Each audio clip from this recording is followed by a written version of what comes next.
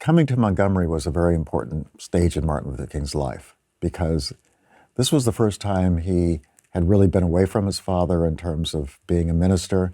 This was his own church. He had always had this idea of coming back to the South and confronting the Jim Crow system.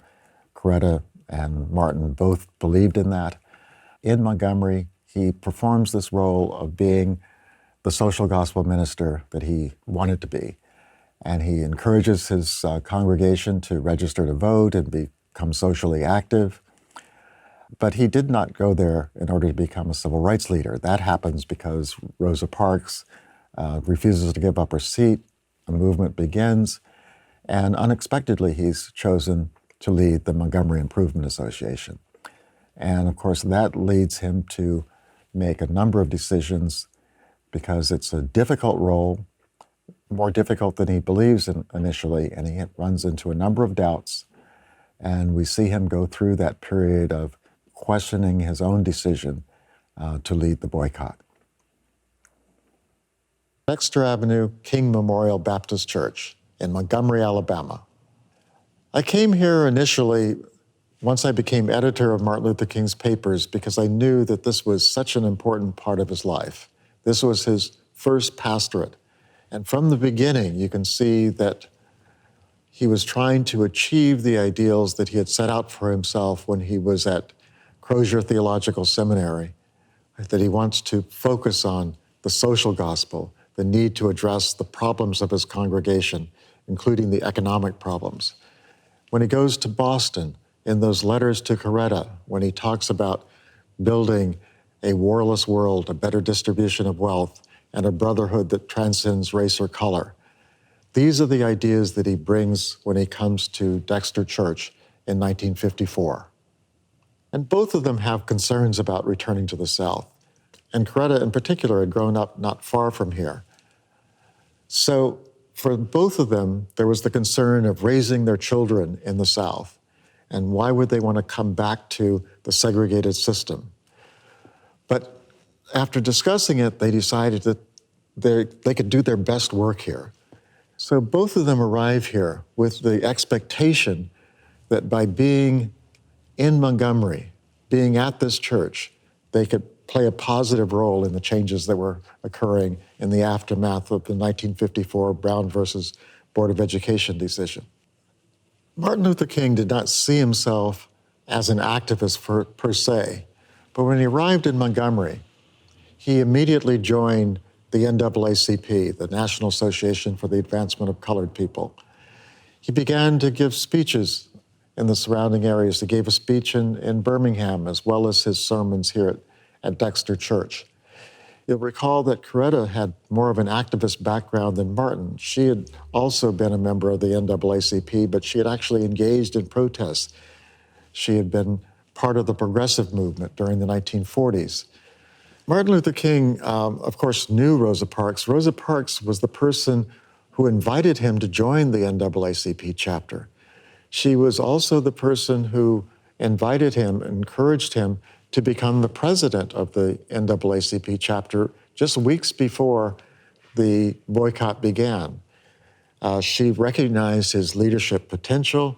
Both she and E.D. Nixon, with whom she worked very closely, understood that Martin Luther King would be a great young leader to perhaps replace E.D. Nixon, who had been the longtime leader of the local branch. E.D. Nixon calls Martin Luther King and other ministers and suggests the idea of boycotting the buses. This was not an idea that was new at the time. It had been suggested before of withdrawing cooperation from segregation by staying off segregated buses. But with the arrest of Rosa Parks, this idea picks up momentum. And Martin invites a group to come to Dexter and discuss the situation. And all of them decide that something needs to be done. And that's the beginning of this idea of the Montgomery bus boycott. I would probably imagine that most of the people who came to Dexter Church on Friday night to discuss what to do in response to Rosa Parks' arrest were men. But the woman who really sparked the boycott and took that idea and turned it into a reality was Joanne Robinson. She was the one who had been a longtime activist in Montgomery, also a member of this church, and she took this idea of the boycott and began to print up leaflets that could be distributed throughout the Black community, calling on residents to stay off the buses on Monday morning, December 5th, 1955. Monday morning, they find out that the boycott is successful. And that morning also, Rosa Parks is convicted of violating the ordinance, the segregation ordinance. And at that point, they have to make a decision. Where do we go from here? The boycott leaders decide to have a meeting to form an organization that will carry on the boycott. If it's successful one day, they can do it another day. That afternoon, they gather at Holt Street Baptist Church and make the crucial decision to carry on the boycott. And then they also make another decision that greatly affects Martin Luther King's future life. And that is they need to have a spokesperson for this boycott movement. And unexpectedly, Rufus Lewis, a member of this Dexter church, nominates Martin Luther King to become the leader of this new movement. Martin Luther King is surprised by this, and in some ways, he says later that if he had thought about it, he probably would have declined the offer. He had a new baby at home. He had just recently, in the last year, arrived at this church, and he didn't know what would be involved and how much it would draw him away from his duties here at Dexter to lead what became the Montgomery Improvement Association, the MIA. When he goes home and tells Coretta about being named to head the new movement, she, of course, has the same concerns that Martin has. They're a young family raising a new baby in the house, but she encourages him to take on this role. And at that point, he goes to prepare what he later describes as the most important speech of his life. You can imagine why this would be so. He had not expected to have this role, and he has only a few minutes, he said maybe 10 or 15 minutes, to prepare this speech. And this is the first time for most people, most of the residents of Montgomery, that they're going to hear Martin Luther King give a speech. And this is the first time he moves from his role as a minister to becoming a civil rights leader. That evening, a large crowd gathers at the church. They are determined to carry on the boycott. And it's important to keep in mind that this boycott movement is really led and formed by other people. But they need someone to inspire them. They need someone to tell them, what is the goal of this boycott movement? Is it simply to get better treatment on the buses, or is there something more that they want to get out of this boycott? And I think the genius of Martin's speech that evening is that we begin to see his role in the movement. That is, other people are taking care of the strategy and the tactics. How do you sustain the boycott? But they need someone to say that this is worth doing, that the ideals of the movement, its goals, extend far beyond simply getting better treatment under segregation, which is the modest goal at that point.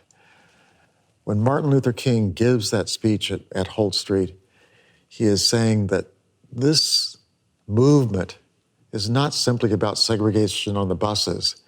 It's about the Sermon on the Mount. It's about the ideals they have as Christians. It's about the Declaration of Independence. It's about the ideals of equality that are expressed there. So he's linking the limited goals of the boycott to these larger transcendent goals that will become the basis of his leadership. Martin Luther King would later reflect that if he accepted Rosa Parks' invitation to become head of the branch, he would not have been able to take on the role of leading the MIA. It's interesting to note that he would have felt that as an NAACP leader, he would be giving credence to the notion that the NAACP, this organization that was essentially outlawed in Alabama was the real inspiration for the boycott. And that argument would have undermined the boycott, which was a locally developed idea and led at the local level. But the NAACP did play an important role ultimately in the boycott because Fred Gray, the local attorney working with the NAACP, helped put together a lawsuit challenging segregation on the buses. And ironically, even though the NAACP was not officially involved in the boycott, that lawsuit goes to the Supreme Court and plays a crucial role in bringing a successful conclusion to the boycott. We're here at the Dexter Avenue Baptist Church parsonage. It is here that Martin, Coretta, and Yoki were living during the late 1950s. I think being here helps remind us that beside the public Martin Luther King, the person who becomes famous during the boycott, what we see in this house are the indications that he's a human being, a vulnerable human being, a person with self-doubts, a person with a family. He's raising a small child who was born right before the boycott begins. His relationship with his wife, Coretta, deepens during this period because both of them have a commitment to the struggle.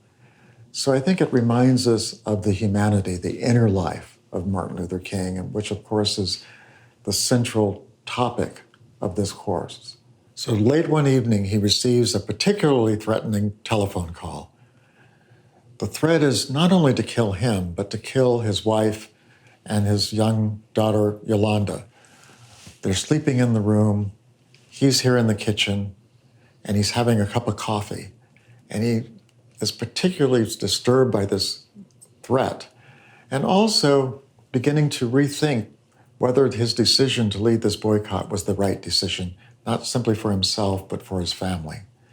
And he sits at this table, and he has a cup of coffee, and he'll remember it years later as one of those moments when he had to reaffirm his religious faith. The crisis that King faces in this kitchen is something that will stick with him for the rest of his life.